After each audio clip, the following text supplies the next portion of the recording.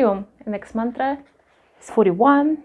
It's instruction for the practitioner from the Yoga Chudamani Upanishad, Crown Rule of Yoga. Sanskrit read: Unganam mardanam kritva shrama sanyatavarimana katvam la lavanantyagi kshirabhojanam acharyat. In translation is: perspiration produced by the exertion of this practice should be rubbed into the body. Renounce pungent, sour and salty foods. Milk-based diet should be taken in proper and reasonable quantity. So it's more practical recommendation for those who acquire awakening. Let's read the commentary. The instructions given in this mantra apply to the practitioner of Kundalini Yoga in general and Jalandhara Bandha in particular. So if you revisit previous mantra, we in detail looked in Jalandhara Bandha, how to perform it, why we're practicing, the meaning of it. So here you have more practical results on how to make your practice more beneficial for you. And if you're just general yoga practitioner, it's always nice to read ancient texts and see what was recommended, how to practice that. Yeah. First, it's recommended to rub the perspiration produced by the exertion of the practice back into the body so that it's reabsorbed. This results in lightness and increase of the energy of the body. Sweat contains a large proportion of salt. During intensive sadhana, consumption of salt should be avoided. Hence, by rubbing the perspiration back into the body, salt is recycled back through the skin. So it's explained to you that you're probably going to lose a lot of salt through your practice, and we kind of, as a yoga practitioner, usually try to avoid the salt. And if you know how the salt actually affecting us, getting us sluggish, swollen, mind become cloudy because you have problem with the digestion tract, and immune system drops down and all these things. So salt is not actually welcome as much. Diet plays an important role in Kundalini sadhana. Sattvic diet is necessary in order to maintain the correct harmony and balance in the system, which is favorable for spiritual awakening. Let's just read: rajasic foods that are pungent, sour, and salty should be avoided because they increase pitta or heat in your body, bile and acid, which disturb the system and make the mind restless. That's what I said. If there is preponderance of pitta in the system, then higher sadhana will not give the desired result.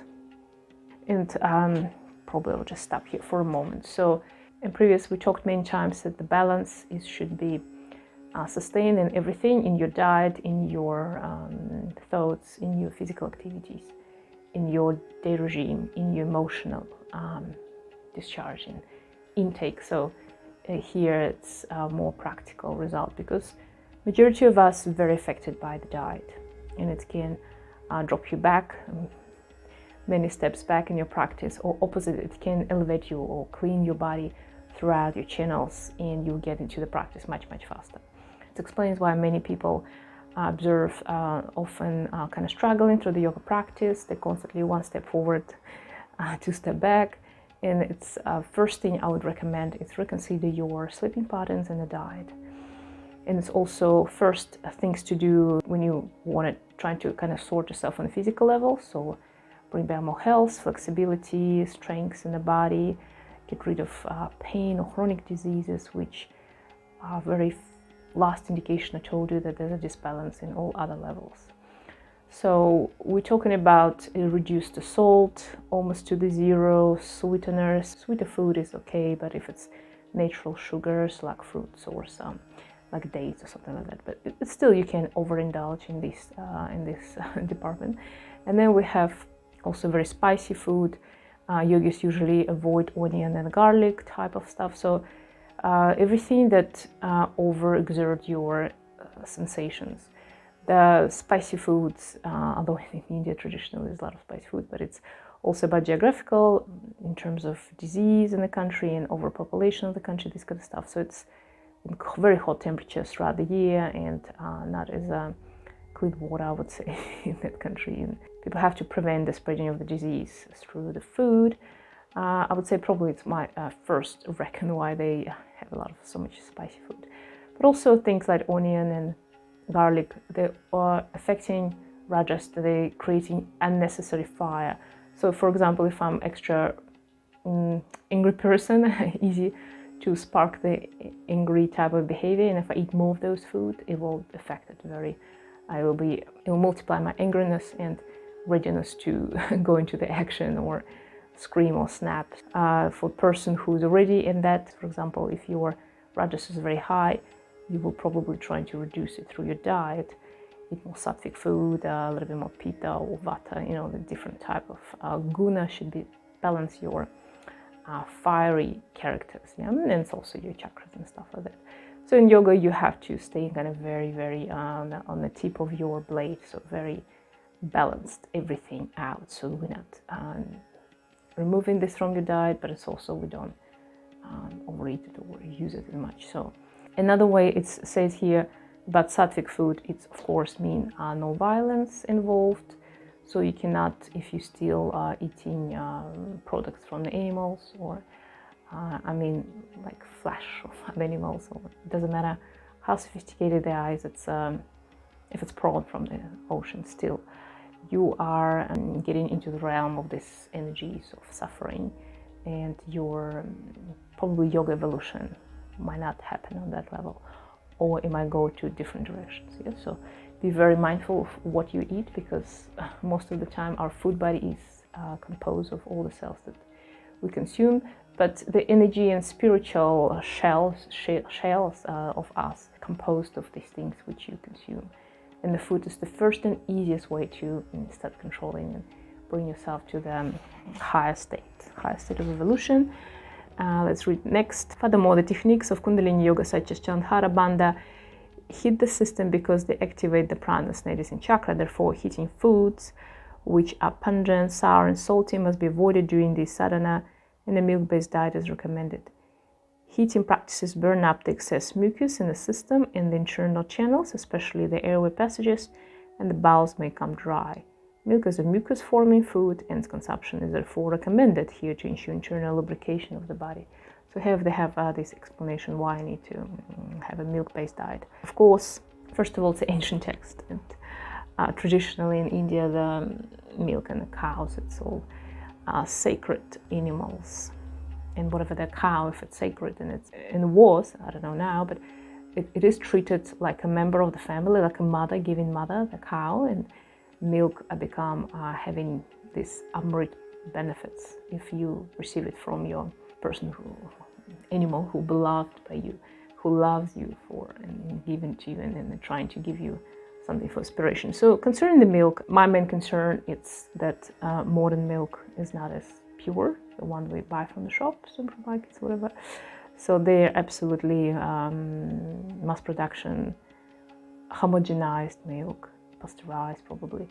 So it's not just warm milk that comes just directly from your home organic clean diet cow, which is healthy, doesn't have any hormonal treatment ever, and grown up with your mother, for example, not like taken away as a calf. Because I happen to live not far from farms. I experienced this when you observe the calves that been taken away from the mothers. They're still very small. I don't know how many weeks they are when they'll be taken away, and it's totally the most drama happened with them during the time.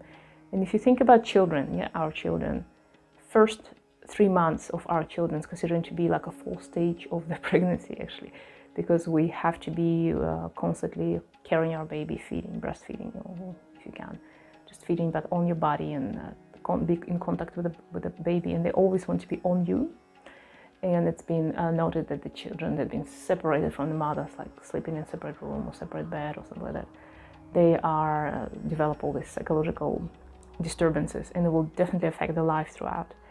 And same with calves in the mothers. So before they reach, I don't know, actually, which age, maybe 6 months or a year, when they become independent, when they stop drinking milk from the mother, they've been physically taken away in a very dramatic and scary situation when the mother is screaming, they're taken away, they even put in a truck maybe and taken to separately different field, away to different people, put together with different other unknown animals, and they just scream. They just scream night and day, like non-stop, like worse than the babies.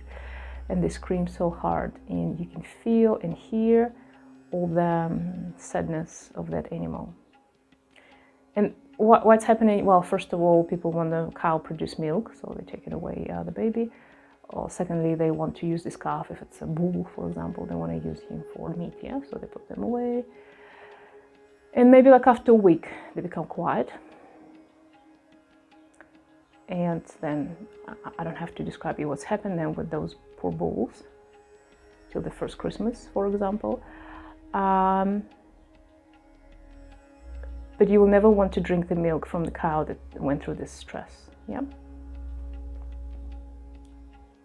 So if you have a cow and you, like I experienced in some nomad societies around Central Asia, for example, they keep the calves or the mother till they're grown up.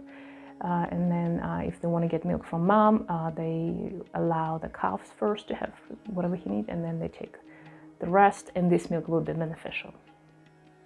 And if you even taste it, it tastes differently than any other milk you can buy in the shops. So when next time you go to consume the dairy product, think about these things. What are you consuming?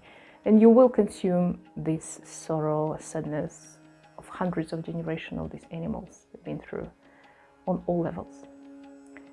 And do not get surprised if all this sadness or depression or same fears will come to you. And a lot of people experience a lot of fear towards whatever, anything, something specific or something general and unknown. And that's unfortunately the world we live in. So next, they're explaining about the milk. That's what I say. From early times, fresh cow's milk was regarded as a pure and complete form of diet.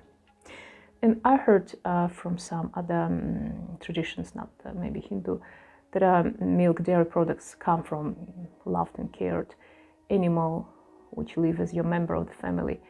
It's actually have benefits for your spiritual growth, help you to develop other bodies. But some people fully discarded it, so I don't have particular point of view as my own, because I think that it depends also which guru teacher you will talk to. My tradition I taught with, some of them do consume milk, some not, or ghee definitely, the butter, definitely consider it to be one of very beneficial. So we don't like discard totally the dairy product. And I know there's a lot of vegan type of movement which explaining that, adult people don't drink mother milk, so why are we drinking milk? This kind of stuff. This is for you to find out what is your opinion about that. Yep. And you can try different ways. You can do not consume it at all. See how it's affecting your yoga practice. It might be great, nothing changed. And you can continue not consume it, or you might find that you do need some milk. But be sure, what are you consuming? Where it's come from? Which cow? What's happened to her? What stress she experienced before? Because it will affecting your life. A milk-based diet could provide sufficient protein, fat, and other necessary nutrients, which are used up in the course of intensive sadhana during the waking of the pranas and Kundalini. And that's what I say, like it helps develop all these other bodies, not just physical body, but spiritual channels, energy body. But some people, for example, they're so already overcloaked physically, even though like blood vessels, immune system, lymphatic system, you need too much mucus already in the body, so you better just go off anything like that produce the mucus. Yeah? A milk-based diet refers to a diet of milk products with very few additional items, which other foods are added to this diet. The Sattvic quality is lost and become rajasic or tamasic. So it's always better just to consume the pure product.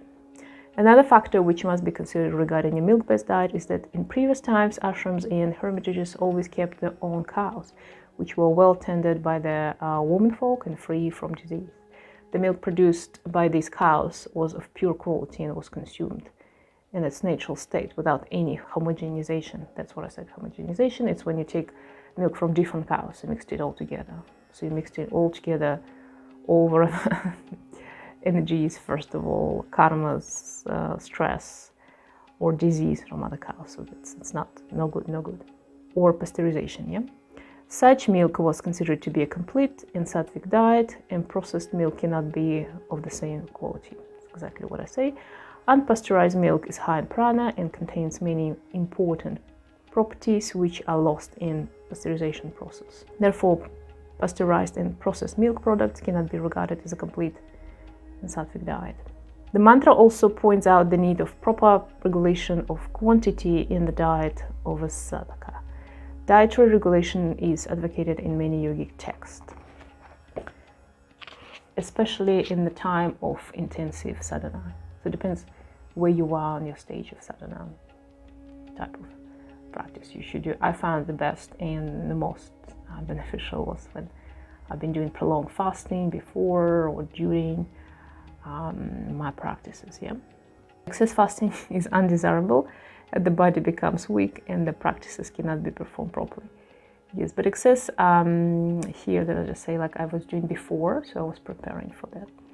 Excess food intake is also not recommended, as the energy which fuels the metabolic process is rechanneled for the spiritual awakening during intensive sadhana.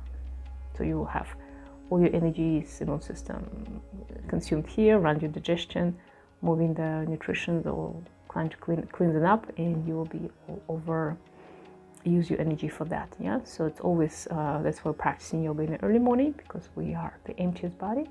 The body had about 7 hours at least rest from any consumption. The blood is purest, and your energy is cleanest. Yeah. Excess food ingested at this time, especially if it's rich and heavy, creates an unnecessary burden on digestive organs. When food is not properly metabolized, toxins build up and produce the predominance of tamas in the system, which obstruct the awakening process. And that's mostly what we experience when we feel the sluggishness, hard to concentrate, or you feel like you're constantly drowsy or fall into sleep. So there's no way you can practice good meditation just straight away after food. Nobody, even yogis, don't do this. We have to have at least a couple hours when the solid food's been digested. I'm very happy to talk about this more, because that's one of the kind of main stepping stones of your yoga practice, the diet, what to eat, what not to eat, why. And it's not just this kind of hippie type of decision, I want to save the world, I'm not going to eat cows. I explained to you there's a much deeper, scientifically proven levels of it. And if you are a practitioner and you know the energy exists, chakras and all this stuff, karmic connections, you already feel it on yourself straight away. So I hope you follow some of this instruction, or just become curious and interested in what maybe you should change for yourself, because something very subtle, something little can dramatically change your life in terms of your health benefits, mobility, or just the perception of your mind, how you look at the world. And this or sluggishness to the world, in the indifferences that happen, especially among young people, come from all this overconsumption, salty foods, prepared food, the food that doesn't have soul. It's not about even, it's meat, yeah, for example. It's about the soul of the food, like the way how you prepare, how long you keep your food before you eat it or throw it away, what the energies are involved. Very important mantras of the food. So we always give an offering to gods or supreme, to higher self, before we eat, blessings of the food. Yeah. So we call it prasad. So eating, if you've ever tried or eating prasad, it's one state of living, and eating dead, made by maybe factories or very unsatisfied people, unhealthy, full of just dead elements, food, will be different, and it will affect you 90% of your well-being. And I believe majority of disease, depression, sadness, a chronic disease. It's just very simple as a diet. You cleanse your diet for 1 month, it will take you out of this swamp of disease and sadness and unhappiness. Hari Om.